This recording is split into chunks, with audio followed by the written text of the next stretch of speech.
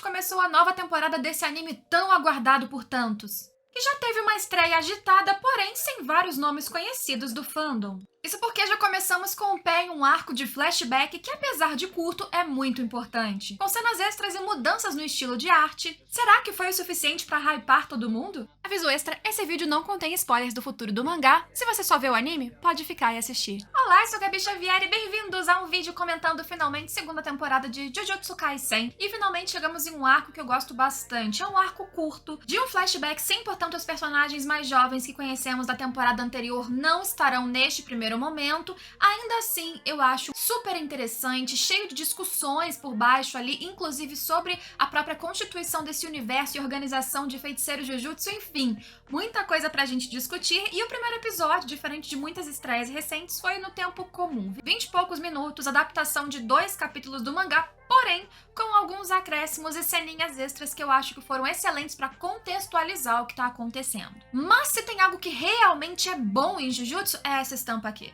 Essa estampa de Satoru Gojo com detalhes nas mangas, inclusive nessa versão aqui de manga comprida. Qualquer amarrotado e pelo de gato aqui não tá incluso, é só na minha versão. Essa estampa e várias outras estão com até 50% de desconto, mais 10% de cashback para você gastar na próxima comprinha em loja.com.br/Gabi-Xavier. Bora lá, primeira coisa que eu notei com esse episódio de estreia que eu queria comentar é a abertura. A gente já tinha um pedacinho do que seria o refrão, na verdade, da abertura revelado anteriormente, e eu achei a animação da abertura, as escolhas, a direção sensacional, o que não é nenhum mistério, nenhuma novidade quando a gente fala de aberturas feitas por equipes ali do Mapa Studio. Se tem algo que eles se destacam pra caramba, anime a anime, lançamento a lançamento, é abertura. E sem dúvidas esse aqui foi mais um destaque. Você consegue pegar vários elementos ali do arco em si que a gente tá vendo na abertura, fora, como eu disse, a arte, a estética, as transições, combinadas, é claro, com a música, tem todo o clima de Jujutsu e é uma excelente porta de entrada para todos os episódios que a gente for conferindo daqui pra frente. Todos os episódios que, aliás, dizem que serão 2 cores, ou seja, 2 metadinhas de mais ou menos 12 até concluir o próximo arco, o tal famoso arco de Shibuya. Mas esse primeiro episódio é de flashback. Ele adaptou, para quem for curioso, aí capítulo 65 e 66 do mangá, e o que eles fizeram de diferente logo no começo, e eu achei assim bem interessante, é que eles contextualizaram o que estava acontecendo. Primeiro eles abriram o episódio de uma maneira mais dark e misteriosa, utilizando uma narração do gueto, se vocês não notaram, é o gueto, um semblante completamente diferente do que a gente vê nesse gueto no decorrer do episódio, né, nas cenas posteriores, e um gueto pensativo, questionando inclusive a própria organização ali de feiticeiros Jujutsu. O como as maldições pipocam o tempo todo como pragas, enquanto a gente vê uma cena dele caminhando ao lado de 2 pares de pezinhos de crianças, isso fica claro ali, né, sapatos muito grandes para pés pequenos, várias cenas mescladas que vocês podem entender que são coisas ainda não mostradas nessa história. Tudo isso enquanto ele conclui que parece ser um discurso de aceitação, de você tentar se convencer de que, apesar dele ter visto o lado podre, algo ruim, pior da humanidade, ainda assim ele escolheu ser um feiticeiro Jujutsu, ou seja, uma determinação que ele tá tentando ali reforçar e se impor. E a última cena que aparece nessa abertura, que também é muito importante, é um momento ainda não mostrado dele olhando para Gojo numa multidão que, já adianto pra vocês, é também o bairro de Shibuya, mas não é arco de Shibuya, fiquem tranquilos, é outra coisa. Estamos falando do primeiro arco dessa adaptação da segunda temporada. Depois que a gente vai para o que seria o presente deste arco, o momento em que acontece uma missão da Mei com a Utahime, que no mangá, gente, é muito curta. A gente vê a missão já acontecendo, elas dentro da casa amaldiçoada, o Gojo já chegando, falando que salvou, as piadas acontecem, mas são mais curtas, breves, o contexto é igual, mas ele é muito mais vazado, sem explicação. Aqui, eles voltaram, achei legal a estética também deles mostrarem uma reportagem falando sobre como um presidente de uma empresa de carne acabou falindo porque existia um surto de, sei lá, vaca louca, uma doença que contaminou várias carnes, então perderam muito dinheiro e o cara se matou e pelo visto matou toda a família. Aquela casa acabou sendo um ponto de turismo de pessoas muito curiosas e atraía pessoas que sumiam, ou seja, virou um antro de maldições. Além de essa abertura da reportagem, a coisa assim meio falhada da TV, o tom da narrativa jornalística, também combinar com esse tom fúnebre que abre o episódio com a narração e questionamentos meio misteriosos do gueto, ou seja, existe uma coerência nessa montagem que eles fizeram, tanto em roteiro como em direção, ainda dá mais pano para o que estamos assistindo. Menos brusco, a gente começar entendendo onde elas estão. Inclusive, vemos elas se encaminhando para casa. No mangá, parece que foi tudo muito mais, assim, unilateral. A Mei disse o que fazer e elas fizeram e tudo aconteceu, pum, acabou. Gostei muito mais como foi no anime. Pra mim, de novo, não é encheção de linguiça, é contexto que vale a pena, é Kama que faz a gente entender melhor a situação. Fora isso, neste momento do anime, eu também percebi outro detalhe que eu achei interessantíssimo sobre essa temporada, ou que promete essa temporada, que é arte. A gente já tinha notado, é claro, no trailer que o estilo de arte estava diferente, os traços, as cores menos saturadas, existia uma limpeza maior nos traços em si, algumas pessoas chamariam de algo mais pobre, o que eu não concordo, mas também existiu em toda essa sequência da Utahime com a Mei uma visão ou uma tentativa de visão cinematográfica, uma cinematografia mais interessante. Alguns closes, algumas viradas, uma construção de mistério com os ângulos, por exemplo, quando você fecha demais no rosto da Utahime conforme ela vai olhando embaixo da cama, sem revelar pra gente o que tá ali embaixo, se é uma maldição ou apenas ratos, eles vão construindo, tanto com os cortes bruscos de edição, da cama muito fechada, mas sem revelar nada, o olhar da Utahime cada vez mais próximo da gente, um senso de claustrofobia, de nervoso no próprio espectador. Você também quer saber o que tá ali e você também vai ficando apreensivo junto com ela. Ou momentos em que elas estavam andando naquele corredor que não tinha fim e a gente tem um plano parado, congelado, numa janela, se eu não me engano, e vemos elas passando diversas vezes. Você pode pensar, ai, nossa, é pobre, né? Não tá mexendo quase nada, é pra economizar. Não. Você tenha gostado ou não, essa também foi uma escolha que eles fizeram, certamente para dar a ideia de passagem de tempo, tédio e coisa se repetindo, de novo, provocando em você, sim, uma exaustão de que, caramba, isso não para de acontecer. Eu não sei se eles vão manter essa diferença de traços, essa diferença criativa para o próximo arco, que já se passaria no presente, o que também faria sentido, né? Eles pegarem um flashback de uma outra época e trazer uma estilização diferenciada para dizer, olha, é outro contexto, ou quem sabe eles estão experimentando e isso realmente vai continuar pelo arco de Shibuya à frente. Seja como for, eu gostei, porque isso não sacrificou o que vimos de animação no restante do episódio, muito pelo contrário. No mangá, eu lembro que quando eu li, eu fiquei com a impressão de que foi o Gojo que chegou e só destruiu tudo lá, a casa, a maldição acabou e falou, salvei vocês.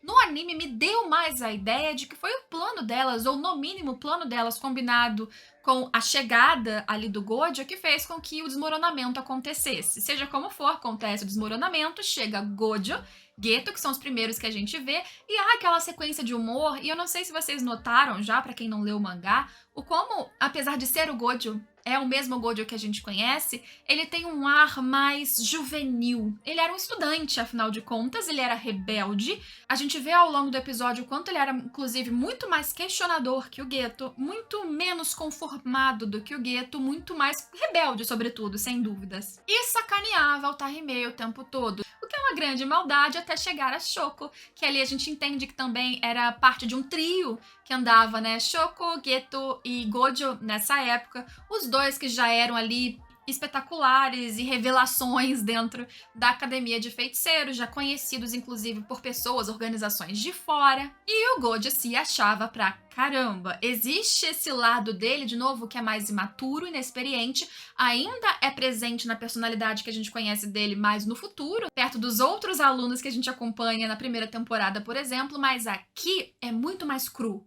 Não só em habilidade, sem dúvida, mas em personalidade, o que eu acho muito mais legal. A gente tá vendo facetas diferentes desses jovens, porque todo mundo um dia foi jovem, como era o jovem Gojo.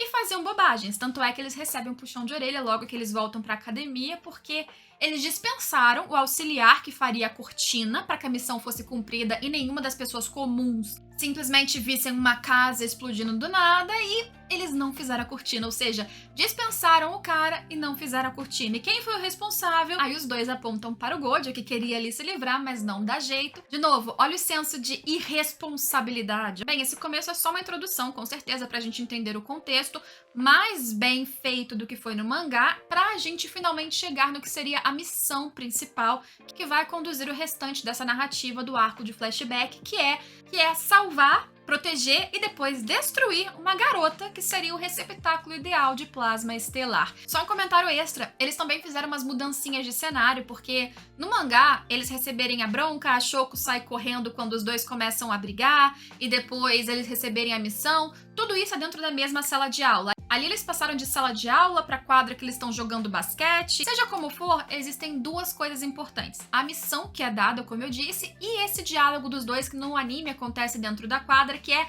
a diferença de posicionamento do Gojo e do Geto frente às responsabilidades deles como feiticeiros Jujutsu, principalmente em relação às pessoas fracas ou às pessoas comuns. Se vocês se recordam, o Geto que nos é apresentado na primeira temporada, ou mesmo o Geto que aparece no filme, é um Geto que menospreza e chama de macacos as pessoas que não têm acesso às maldições Jujutsu, as pessoas que são comuns. Neste presente, vejam que ele é muito mais responsável, apesar de ser brincalhão também, ele sabe toda a história sobre E enquanto o Gojo diz que acha um saco ter que resgatar pessoas fracas e ter que botar cortina para impedir que haja um tumulto e desespero, o Geto é aquele que, neste momento mais jovem, fala: o mais importante do nosso trabalho é manter a calma. Porque se essas pessoas mais fracas, mais vulneráveis ficam nervosas, aí elas vão produzir mais maldições e temos que protegê-las. O bem-estar da pessoa comum é o trabalho mais importante de um feiticeiro Jujutsu. Essa é a regra, essa é a justiça, é por isso que ele trabalha e fica mais forte. O Gojo fala: que saco. E aí, o outro detalhe importante sobre a missão é primeiro a gente entender que existe a questão do Mestre Tengen, que é importantíssimo para essa sociedade. Sumariamente, por ele ter uma técnica de barreira muito poderosa, ele é o principal fortalecedor das barreiras das escolas de feitiçaria Jujutsu, das cortinas que são usadas nas missões. Então, se ele some, se acontece algo com ele, dá uma cagada enorme nesse universo de feiticeiros. Mas não só isso. Esse cara, Mestre Tengen, ele tem uma maldição da imortalidade. Não é que ele vai viver para sempre sem envelhecer. Na verdade, o seu corpo físico envelhece. E ele não teria problema de parecer um velhinho enrugado. A questão é que, conforme seu corpo vai se deteriorando, a própria maldição começa a reconstruí-lo de certa maneira, e essa reconstrução, na verdade, tira a sua humanidade. Ele evoluiria para um estado não humano. E qual o problema disso? Ele perderia a sua consciência. O Mestre Tengen, como existe hoje, não existiria mais. E no pior dos cenários, ele poderia se transformar numa criatura, num ser não humano, grande inimigo da humanidade, seria um baita problemão. Não dá. Por isso, de 500 em 500 anos, é um intervalo bem grande, ele precisa renovar o seu receptáculo ou trocar de corpo de uma forma bem simples. E eles acharam o receptáculo ideal, que é uma menina que já aparece nesse primeiro episódio, e basicamente ela vai ser reescrita, né? Num ritual X, ela vai desaparecer como é hoje e se tornará o Mestre Tengen. A missão desses dois é proteger essa menina porque vazou a localização, né, e a identidade dela para duas outras organizações perigosas e que não querem que esse ritual aconteça. Uma delas é a organização Q ou Q, que são usuários de maldição, que eles são contra os feiticeiros Jujutsu, então eles querem acabar com essa estrutura, e se acabarem com o Mestre Tengen, quer dizer, se o Mestre Tengen deixar de ser quem é, com essa evolução e degeneração do seu corpo atual, pronto, seria um caos absoluto entre os feiticeiros Jujutsu, e é isso mesmo que eles querem. A outra organização é de religiosos, que, se eu não me engano, no anime ficou com uma tradução de culto estelar, mas são radicais religiosos de um culto específico que não têm acesso a maldições. Quer dizer, eles não têm energia amaldiçoada, mas eles têm muita grana. E essa galera é a favor do Mestre Tengen puro como é. E se ele troca de corpo de receptáculo, aí não vai ser mais puro, eles não querem deixar que isso aconteça. Os dois grupos querem que a menina morra, e é isso aí. No final do episódio também teve algumas mudanças ali de Geto, que tava lá em cima e no mangá tava lá embaixo, não importa. O que acontece é que os dois chegam no local em que estaria essa menina e encontram ela sendo jogada depois de uma explosão pela janela por causa da galera do Q, que já estava ali. Só que o Geto consegue salvá-la utilizando uma das suas maldições que ele consumiu e falando: pô, tô tentando aqui não chamar atenção, acabamos de levar uma bronca por causa disso, mas ele salva com estilo. E o Gojo também se defende com o estilo de uma primeira investida de outra pessoa dessa organização. Mas esses não são os principais inimigos que aparecem até o final do episódio, porque a gente tem uma pontinha de uma figura que esteticamente e em nome é muito importante. Eu não dou spoilers aqui do mangá, fiquem tranquilos, mas aparece alguém falando com o organizador, uma pessoa desse culto religioso, dizendo que eles têm muita grana, exatamente, apesar de não terem poderes e energia amaldiçoada, E eles querem acabar com a menina. E ele tá falando com um cara específico pra fazer isso e aceitando esse trabalho. E ele se refere a esse cara como Zenin. Zenin, um clã muito importante desse universo, mas ele não aceita mais ser chamado por esse nome. Ele diz: não uso mais esse nome, utilizo o nome da família da minha esposa, Fushiguro. E a gente conhece Megumi Fushiguro lá no futuro dessa história, do que seria o futuro agora dessa história. E aí você já cria as suas associações e o que esta figura tão icônica, que eu não vou dizer mais nada porque o anime não disse o que ele vai fazer neste arco daqui pra frente. Só posso dizer que tem sua importância e, portanto, a aparição dele neste momento é sem dúvidas icônica. Eu gostei muito desse primeiro episódio, eu gostei muito das escolhas, tanto estéticas quanto de adaptação em si, inclusões que eles fizeram, e tô numa expectativa gigantesca para acompanhar essa temporada. Se vou falar semanalmente ou não, não sei, me contem vocês, porque vai ser uma temporada bem longa. Se vocês quiserem que eu fale, por favor, vão deixando os comentários aqui, porque vocês sabem, se couber na minha agenda e vocês realmente estiverem pedindo, eu dou um jeito e trago para vocês sempre que der ou toda semana. Espero vocês em todos os próximos vídeos de Jujutsu ou não, e para isso, se inscreva nesse canal, deixe o seu joinha para receber todos os vídeos publicados e a gente se vê neles. Tchau, tchau!